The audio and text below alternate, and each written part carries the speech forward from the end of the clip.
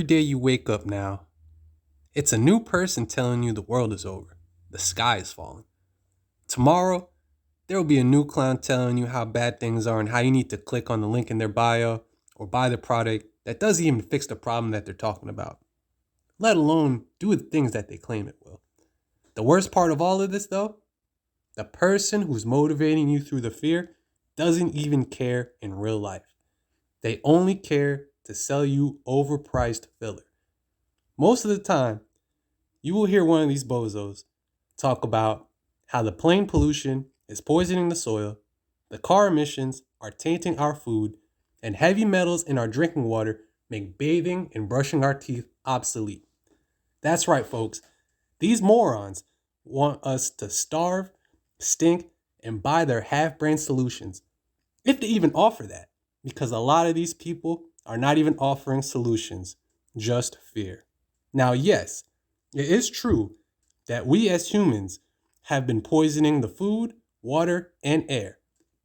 But what if I told you nature already had the answer? Thankfully, there are smart men and women out there all over the globe who've already began the process of undoing that damage.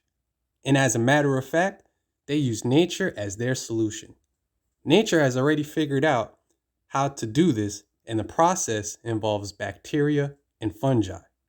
Bioremediation is the process of using microbes and other living organisms to remove toxins from the soil, water, and air.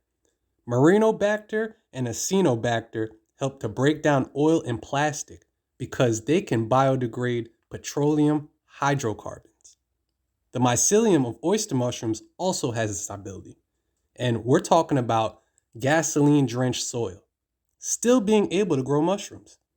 The mushrooms not only used the oil as food, but simultaneously pulled it out of the soil, making not only food for nearby wildlife, but also using filtration for the soil. This could be a game changer in turning over land that used to be gas stations, because sometimes it could take 10 or more years before it's even safe for you to put anything besides another gas station on that land. What makes mycoremediation so powerful is the use of the mycelium network to problem solve a way for survival and fitness. When one part of the mycelium figures out how to get rid of a pathogen or transmute a toxin into nutrients it could use for metabolism, the rest of the network also learns these skills. And as the network grows, so does the skill set and the knowledge. When this network interfaces with plant roots, it sends some of its nutrients and immunity information over to the plants that are in need. It is this relationship, along with the bacteria and microbiota in the rhizosphere, that keep a lot of these toxins out of the soil and keep us safe from getting a full dose of poison. When we interact with the soil and eat the plant whose roots were enriched by the microbes in the mycelial network, we too gain those abilities to fight pathogens and break down small amounts of toxins from our environments. So what does this all mean? We already have the solution, and it's nature.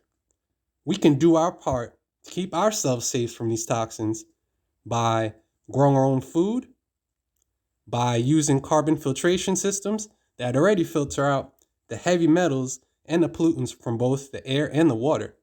And we can continue to grow food of our own, like I said before, but with biodiverse communities of microbes and a healthy mycelium network.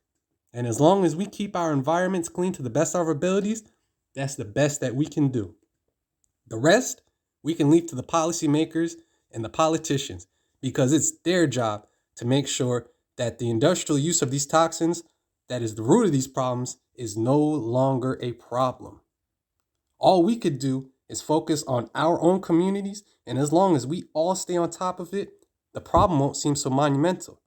Because these people telling you your food is no good because a plane flew over it, these guys are the biggest clowns in the world.